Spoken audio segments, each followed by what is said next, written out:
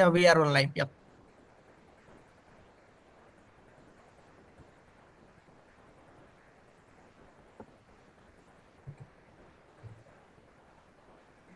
Hello, everyone.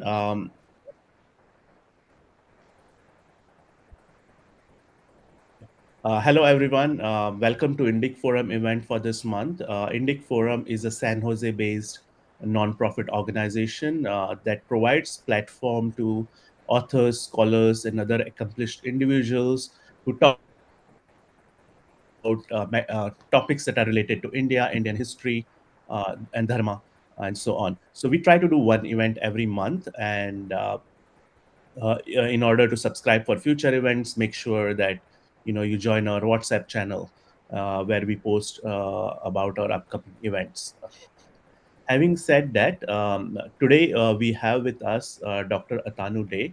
Uh, and so the today's format would be like uh, Atanu will talk for some time. I'll ask few questions after that, and then the floor is open for the audience to ask questions. Uh, so Atanu is a development economist who did his doctoral work at University of California in Berkeley. Development economists attempt to answer the question, why are some nations rich? That's the question that motivated this discipline we call economics. The today's topic will be tariffs and international trade, and we hope that we will get an opportunity to learn something from Dr. Day. Having said that, I'll pass on the floor to Dr. Day. Hey, greetings everyone. Thanks Akshar for Neha for inviting me on the forum. Is the audio okay at your end? Yes, the audio is fine. Great. So, good morning or good evening, as the case may be. Today is a very interesting day for us in India. I'm in Bangalore, and the time is a little after 9:30 p.m. in the evening. Today is Janmashtami. It's the day when Krishna, the eighth avatar of Vishnu, was born, and I have a particular liking for Krishna because he was, I think, a kind of an economist. He kind of mediated between the two warring factions. So let me take a few minutes to give you a brief overview of what the economics of trade is. I hope that will set the background for our discussions. So uh, let's begin with an important observation. There's one activity that is unique to our species, and that is we trade. No other species trades or exchanges. Adam Smith, the father of economics, who published his book, The Wealth of Nations, 250 years ago in 1776, wrote, and I quote, the propensity to truck, barter, and exchange one thing for another is common to all men and to be found in no other race of animals. End quote. Economists understand trade because economics is essentially the systematic study of trade and trade-offs. The story of human civilization can be told as a tale of ever-expanding scale and scope of exchanges. As humanity is advanced from the hunter-gatherer stage to settled agriculture to industrialization, trade has expanded. Indeed, it was trade that was the cause and also the consequence of civilizational progress. The more we traded, the more we progressed. And the more we progressed, the more we traded. Trade expands our consumption basket. The set of things we consume is a lot larger than the set of things we produce. We produce what we are good at producing, a very small number of things, and then we exchange our production for things we are not so good at producing, which is practically everything. Every one of us, except hermits, exchange all the time. None of us is even remotely self sufficient. The huge gap between what we produce and what we consume is bridged by trade. This gap exists at every level, from that of the individual to that of a nation. As civilization has advanced, we have become less self sufficient. We have become interdependent. Contrary to what Gandhi claimed, self sufficiency is a recipe for poverty. Trade and poverty are conjoined twins. When you have one, you have the other. To use a modern idiom, we say that trade is upstream of prosperity. First you trade and prosperity follows. This is true of individuals and it's true about economies large and small. It is true of advanced industrialized economies and it is true of developing economies like India. The bottom line is this: voluntary trade leads to gains to both parties. Both parties to a trade gain from trade. Trade is what we call a positive sum game. A few other general observations about trade are appropriate here. First, trade is powered by comparative advantage. It's an old idea, around 2 centuries old.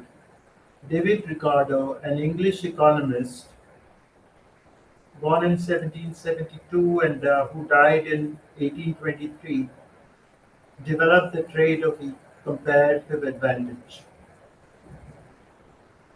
Comparative advantage is a central concept in economics.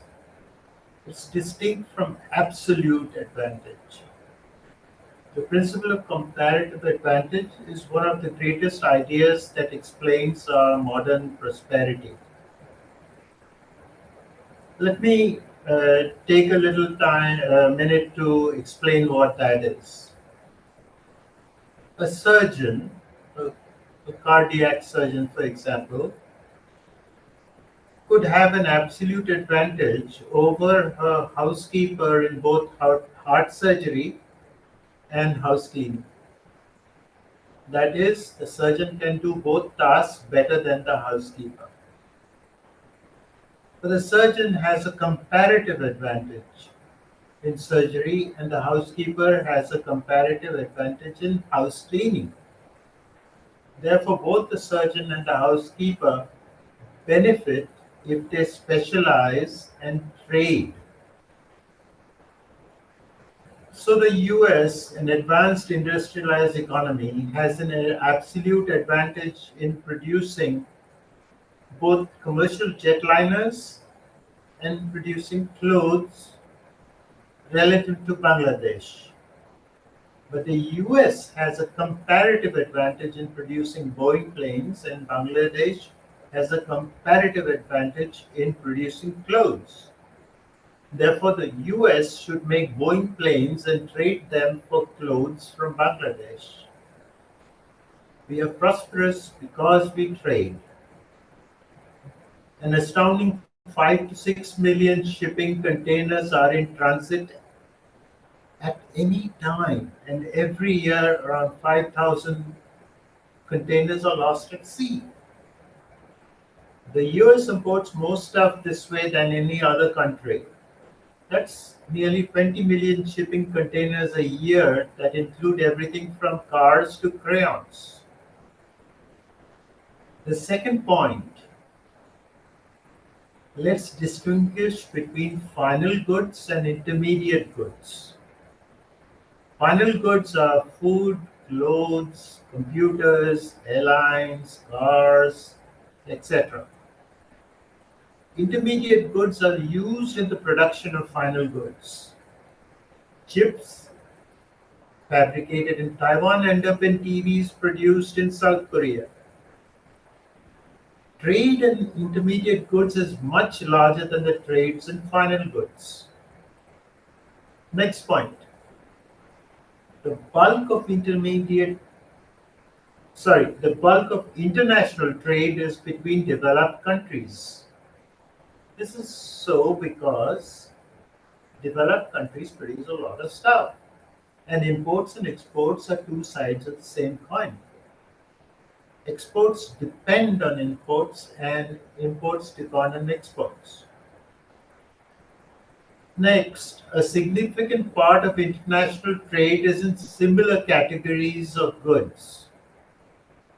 A country could be both an importer and exporter of the same final good. The US, for example, exports Boeing planes to Europe and imports Airbus planes from Europe, and vice versa. Next, international trade accounts for a smaller share of the economy of a large developed nation. Large advanced economies are less dependent on trade, and small advanced economies are more dependent on international trade. That is, a large part of what the US consumes is domestically produced. But a small economy like New Zealand or Singapore consumes a lot of imports and therefore, of course, exports a lot of stuff. Final point. We are all familiar with how technology has transformed the world for the better. Technology transforms stuff. It transformed potatoes into potato chips and sand into electronic chips. Of all the technology that we see around us, the most amazing technology is called international trade. It transforms Iowa corn into Samsung TVs. You must admit that this is the most magical of things. It's alchemy. So now, international trade is trade. Political borders do not alter the basic logic of the desirability of trade. Blocking of opportunities for trade is harmful. It really does not matter if that is done by your friends or your enemies. Putting barriers to international trade is like throwing rocks into harbors. You could throw rocks in your own harbor, or your enemies could do that for you. The effect would be the same, although the intentions may differ. The obvious lesson is if your enemy throws rocks into its own harbor, meaning they impose import tariffs, you could respond by throwing rocks into your own harbor, meaning you impose retaliatory tariffs on your imports.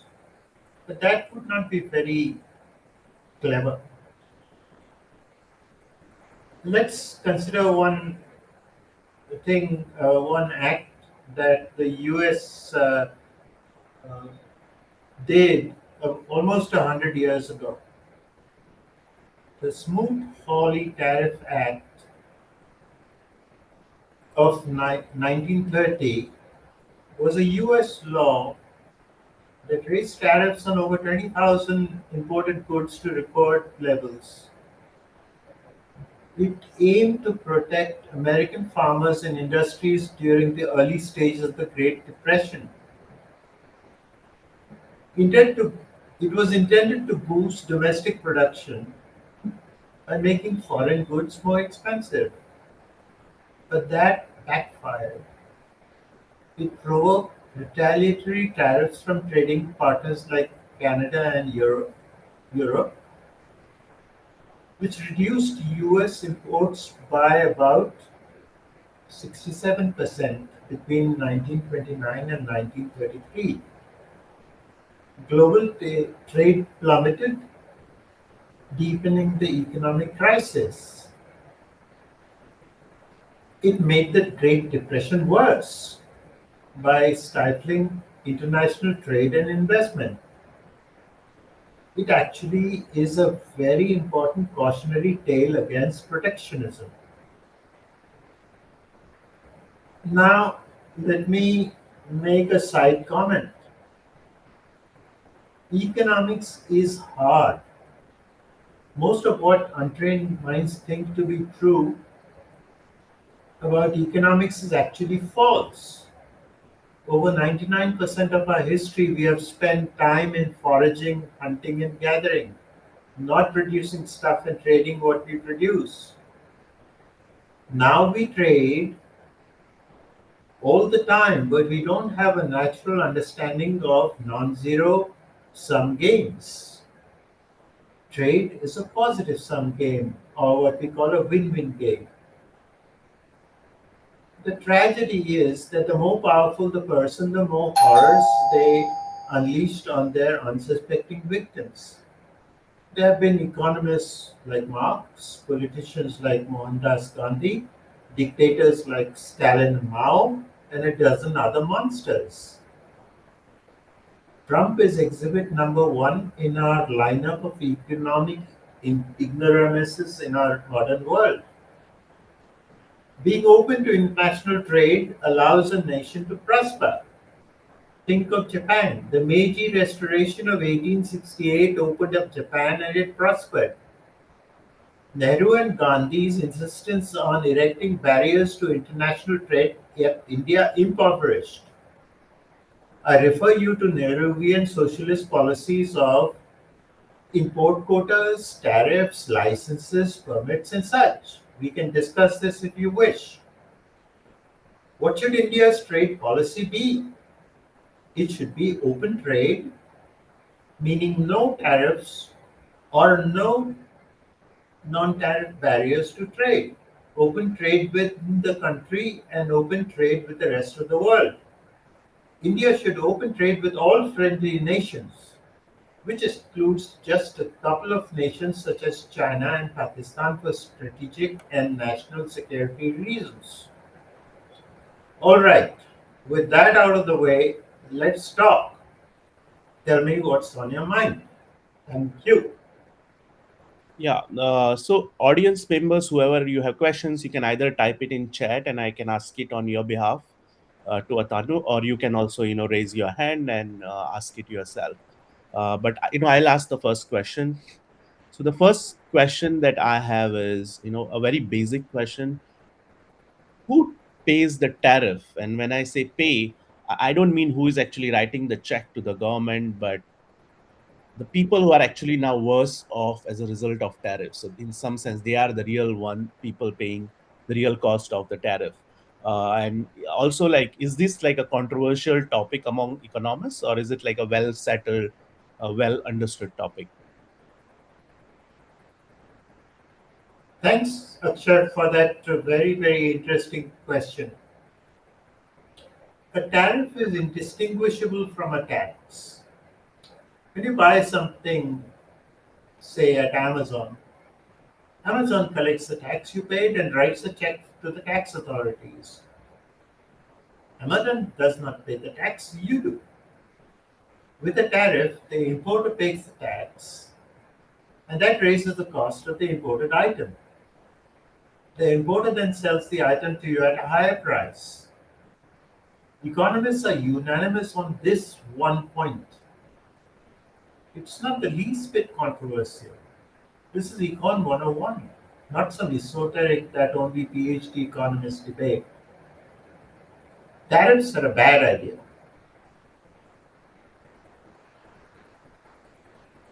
Yeah, and one of the arguments we have heard from the proponents of tariff is that um, when the suppliers which are inelastic, they will be forced to eat the tariffs. I mean, this is the phrase that is being used a lot, that, oh, the suppliers will eat the tariff and the consumers won't end up paying for it. So can you like elaborate on that a little bit? Yeah, it actually is kind of very puzzling. Who, what does eating the tariff mean? Anyway, so since you talked about elasticity, uh, elasticity measures how responsive the quantity demanded or supplied is to a change in price. When the price changes, people decide whether to buy or more or less, supply more or less, etc. It's called elasticity.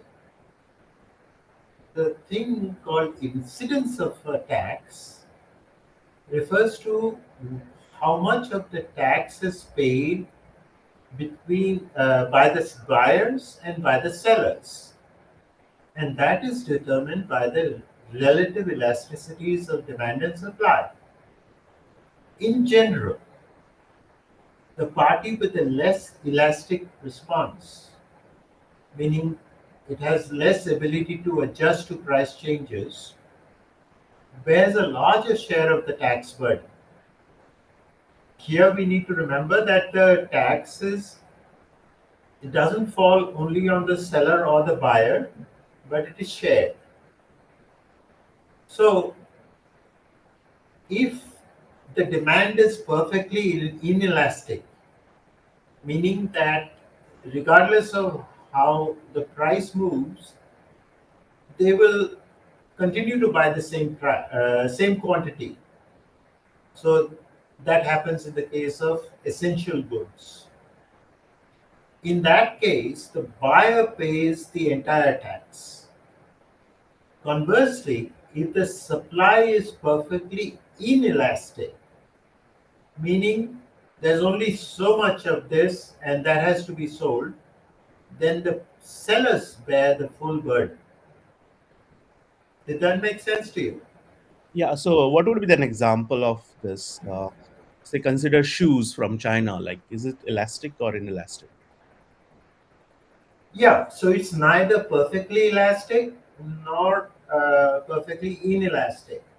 You can say that, okay, if the shoes are getting expensive, I'll buy fewer of them, or buy fewer with a tariff. I'll say because of the tariff, Chinese shoes are more expensive, so I'll buy American. So I'll shift that, and therefore, because the if my demand is inelastic, I will pay more.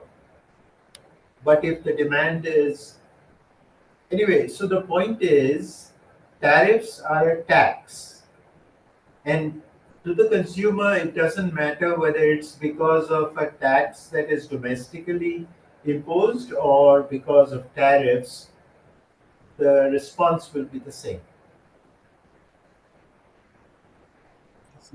Um, and as an economist, would you recommend any scenario where a tariff is a good idea?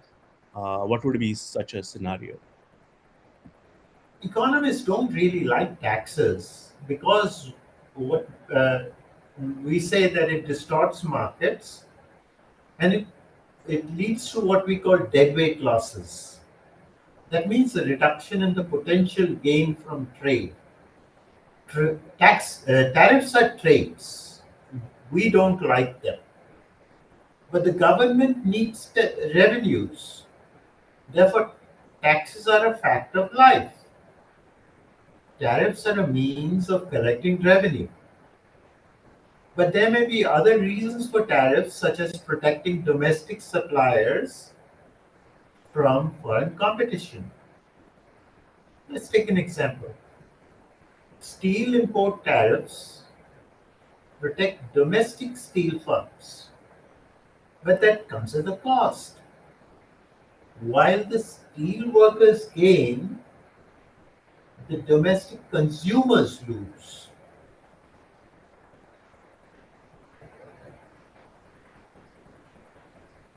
I see. And since you spoke about the steel workers, so one of the arguments made for tariffs is, oh, we are going to protect our jobs. Whether it's in India, it's for the dairy farmers or other farmers. In US, they talk about the steel workers and so on. So, does tariffs actually protect jobs or local industries, or whether it is worth protecting industries in this manner? Absolutely important point. Tariffs protect jobs in the import competing industries. Let's take the example of steel workers. Domestic steel is sold at a higher price than it would be without the tariff. Okay, that's the steel workers. But steel is just an input in many domestic industries. Consider washing machines. So washing machine costs more. Therefore, washing machines cost more. Therefore, people buy fewer washing machines. Therefore, those working in washing machine factories lose their jobs. In the aggregate, you could end up with protecting 1,000 jobs in the domestic steel firms and losing 10,000 jobs in all the other domestic firms that use steel. So tariffs are good for some and bad for a whole lot more people, both domestic and foreign. Thanks. We have a question from audience. Salil, you are acknowledged. Please go ahead and ask your question. Yeah, thank you for this wonderful talk, Atanu, and thank you for reaffirming that tariffs are stupid. So I have a question regarding like uh, so there is a theory that's being floated around in India, especially that banning international social media apps like Instagram would cause like domestically created apps, social apps to kind of boom and increase the economy there for tech.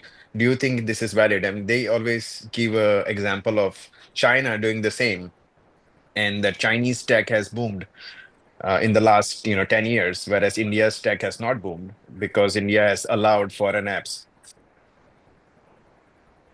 What do you think Hey, about Salim, this? thank you for that question. The thing is, we need to distinguish between cause and effect. The thing is that in case uh,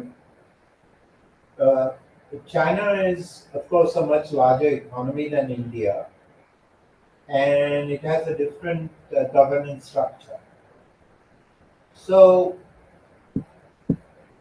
in the in the aggregate, you will not be able to argue that points like social media platforms and their overall impact on the productivity and production of the economy is very large. It's a very small part of the story. So these issues occupy the mindscape of a lot of people, but they don't really add up to very much. My point being that there are more important issues that we should focus on. That the fact that China will make its own Google and make its own Meta and all that, those are minor points. It doesn't matter. Either way, it's not going to change the trajectory of the two economies. No, but I think the broader point is that if we take this example that Salil gave of social media applied to something else, let's say cars, right? Definitely, like if India bans import of foreign cars and keeps the market protected for local manufacturers, we will have some Indian car companies making cars, and since there is no competition, they will make a lot of profits, right? And as a result, India will have some car factories. Versus where we just import cars from other countries, India may not even have one car manufacturer. So the question is like, what's the trade-off here? Like, is it a good thing to ban this import of foreign goods such as cars or even social media services so that we can have our homegrown companies? Uh, I have a slight, the reason I asked is that what's also being floated is that, see, India may not have like enough, technical knowledge of making cars, and it's a little bit of more specialization. But what they always claim is that India manufactures pretty much like the talent for rest of the world. Like there are a lot of engineering colleges and lot of computer science grads, and we export these grads to other nations who indirectly kind of make, these softwares outside, and then India just uses it. So in my question, what what I have to kind of debate with other people is that, uh, whether these people who graduate can work for an Indian tech company which actually makes these social media apps, and India has plentiful of the talent, and I have my doubts and reservations about that. I mean, I feel it's the moment like you give anything domestic, then there would be a indirect control of the government stifling the growth, and this is not a realizable philosophy. What do you think? As far as I understand, what conversation is going on between Salil and Akshar. So let me first address Akshar's point. You know, cars. Does India have a comparative advantage in making cars? If it doesn't, then there can be two courses of action. One of them is you could say that, listen, India's auto industry is in its infancy. And there's this argument that one can make, a point that one can make, which says that infant industries should be protected from foreign competition which is much more advanced and developed, so that it gives the infant industry time to develop. And once they develop, then you open up the barriers to international trade in cars, and then the domestic car industry can compete. But you don't allow foreign competition in cars right away. You give them protection. The domestic car industries have to be given protection. And here we have a problem. The problem is that when you give certain infant industry protection, the infants refuse to grow up because they have no reason to actually compete with anything. They are making big fat amount of profits because they are protected from competition. They don't want to develop technology or do anything. That's it. So that's the story with cars or any other thing. It's only competition that makes you wake up and say that I can't afford to have a loss because then I'll be out of business. But if you don't have competition, you're just there. Now about this thing about where we should have domestic production of services and products, and instead of training people within the country and exporting the people so that they can develop things in foreign countries, and then we import their products into the country. It's a it's a slightly complicated matter, and that is where we come to the point of what exactly is the reason that India continues to be underdeveloped. Of course, there's going to be pushback on me on this thing because they'll say, no, no, no, India is a really fine developing country. But the problem is India is poor not because of what American trade policies are or whatever. India is poor because of only one particular thing, and that is Indian government is opposed to Indians developing. I don't want to Akshar will, since he's the moderator, he can probably prevent me from talking anymore on this. But uh, Akshar, No, go ahead. the trouble with a large country like India, and this is a point that I stress all the time. India is a large country. India is not a Singapore or a Switzerland. What India's prospects are entirely dependent on domestic policies. Entirely. If India fails to develop, it's not because of China or the US or any other country. It's only because of domestic policies. If a small country of 5 or 6 million people, they are a small boat in a very large ocean, and a storm can toss them around. They have no control over a storm. But India is so large. It's like a huge tanker, with 40,000 uh, containers. A storm or this, it doesn't matter. It'll get to where it's going if it can go. So it's all domestic. And that's the point that I had, that very large countries don't depend on international trade.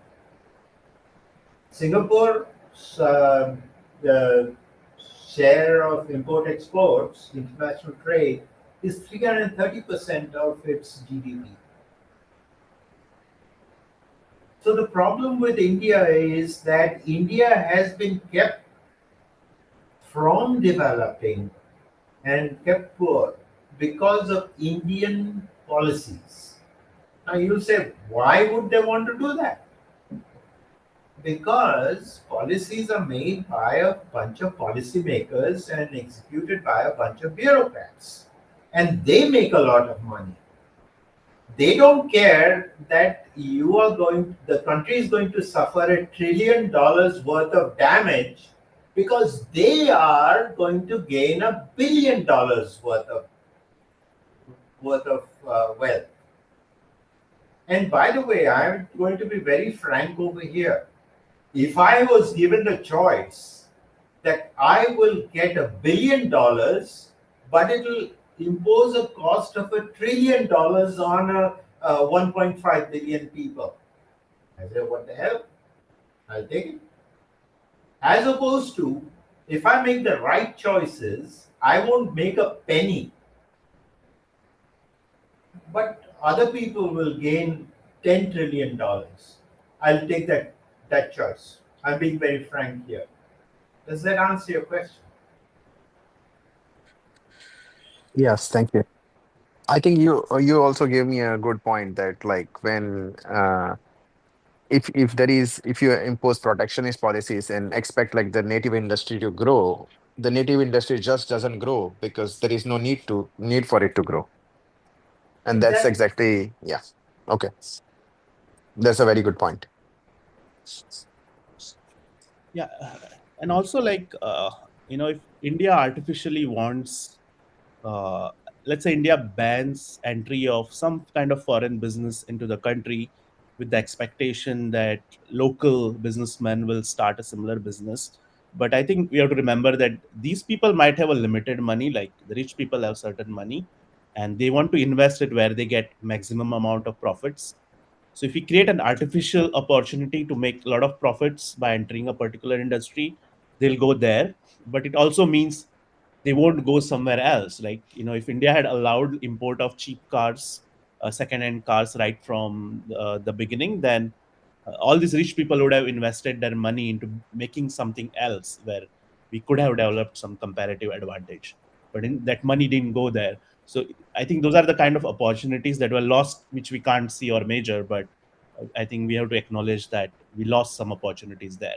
So if like some Indian companies forced to make an Indian Instagram, they'll have to invest billions of dollars in building data centers, new offices, hiring new people, right? And all those $1 billion can actually go somewhere else where it's needed, and everyone can just use Instagram. Actually, that's a very, very important point. The thing is that, again, I go back to that old point about comparative advantage. India could be very less productive in every industry compared to the US. Maybe India doesn't make cars as good as the rest of the world. But the point is, there's always comparative advantage, and it's comparative advantage which helps countries to grow through trade. So think about a small country like Singapore. What its comparative advantage was, mm, I don't know if you guys can guess it, but they said that our comparative advantage is going to be the rule of law and no corruption. That's it. Aside from the fact that they had an absolute advantage in being a port, a very useful port. But other countries also had useful ports. But what they said, Lee Kuan Yew said, was that we are going to make it easy for you to do business here. So you come and do your business. In in 1978, China was exactly as poor as India and almost the same population.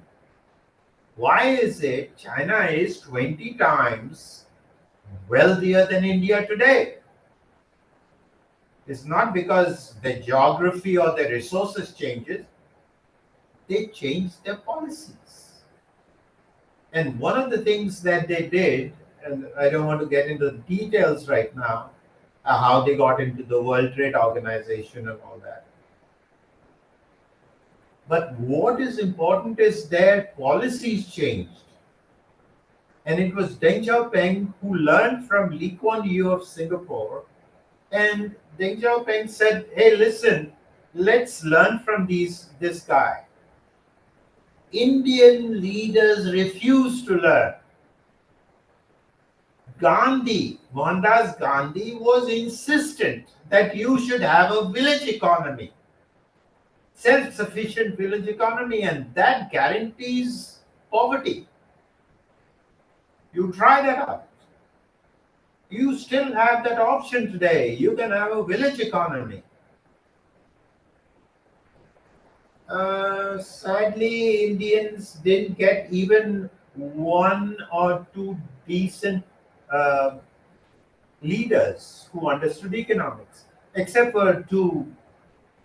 One was P.V. Narasimha Rao, and the other was Vajpayee. But neither of them had support of the government. Okay, end of my rant. Sorry. Yeah. So I think coming back to the question, um, will a country like India would be better off opening up its agriculture market and dairy market for the rest of the world? Because I think that is one topic that's being heavily debated. A large amount of India's population is doing farming, and people are saying, "Oh, if you open up our agriculture markets, these people will suffer." Also, it will make India more dependent on foreign countries for their food security. So that's one of my question. And second question is that you spoke about like rural India, the real India lives in villages, and we hear that often too. That the real India is in the villages. So how does this village urban thing matter to a society like India? Uh, are we going to be better off with much larger cities and most people moving into the cities, or or is there any really merit to liking this concept of living in villages? Yeah, I think these are two separate questions, but you can answer them together if you want. Actually, they are related questions. Urban areas and rural areas. So, the rural areas is where the agriculture is, and urban areas you can't have agriculture. So the first question is, let's address what happens to the agricultural sector if India opens itself to international agricultural imports. Hey, simple answer is this: if India opens up its imports for agriculture from the US, Indian farmers will be devastated. Indian farmers don't have the same productivity, and therefore their products are not as cost competitive as American products. That's a different story. Why are American products, products, cheaper than Indians? Because one thing is their productivity is higher. The second thing is they get subsidies. And this is a fact about developing economies and developed economies. In developing economies, they tax the agricultural sector, the rural sector, to support the urban sector. Because the rural sector is large and the urban sector is small. And that has to do with trade policies. In developed economies, they tax the urban sector and subsidize the farming sector. And this is a very interesting point, that American farmers get billions, trillions of dollars of subsidies from the rest. And in India, the farmers are taxed. And but you say, wait a second, the farm incomes are not taxed. But there is a different story. It's called terms of trade. The terms of trade is what refers to how urban production and farm production is exchanged. So if you put a tariff on tractors or manufactured stuff from abroad, domestic production of manufactured goods can charge a higher price. That higher price has to be paid by the non-manufacturing sector. Anyway, I don't want to get into this. It's kind of slightly complicated. It's not that it can't be understood, but it'll take time. So, if you open up the agricultural sector for imports, the Indian farmer is going to suffer because there are very large number of people who are into farming, and they can't compete with the cheap imports. Now the thing is, why is it that Indian farming is not as productive? There are four factors. One of them is land laws. A farmer cannot sell the land to non-farming thing. Another thing is labor laws. The labor laws has to do with the manufacturing sector.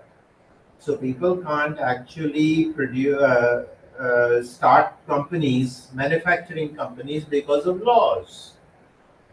And therefore, if the factories are not being produced, then the labor can't move from the farming sector into the manufacturing sector. So you have to change land laws, you have to change labor laws, and all kinds of complications. So therefore, the farmers are really screwed. That's the answer. Okay, thanks for that answer. Is there anyone who wants to ask questions?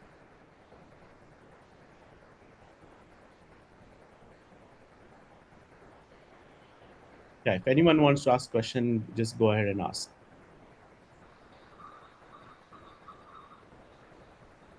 Or it could be just making a point. Yeah.